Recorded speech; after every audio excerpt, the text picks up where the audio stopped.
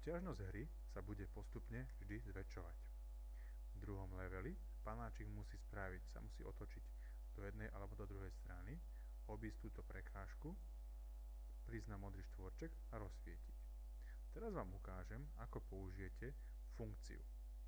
Panáčik vždy urobí len tie príkazy, ktoré sú v tých vrchných štvorčekoch.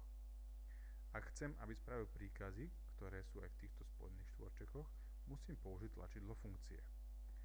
Teraz potrebujem, aby panáčik sa otočil, ja ho nechám otočiť doprava, aby spravil krok vpred, otočil sa doľava. Teraz potrebujem spraviť 1, 2, 3, 4, 5 krokov dopredu. 1, 2, 3, 4, 5. Vyskúšame. Vidíte, panáčik nerobí nič, lebo tu v týchto štvorčekoch nie je nič. Ja musím túto funkciu F1 dať sem.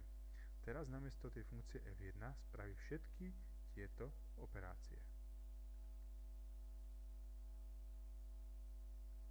O jednu šipku som dal navyše, čiže jednu odoberiem preč.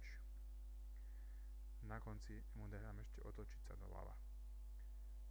Ešte potrebujem spraviť jeden krok a rozsvietiť.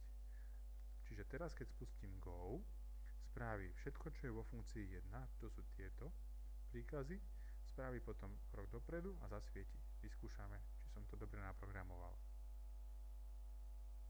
Máme aj druhý level. Pri ďalších leveloch vám prajem veľa šťastia.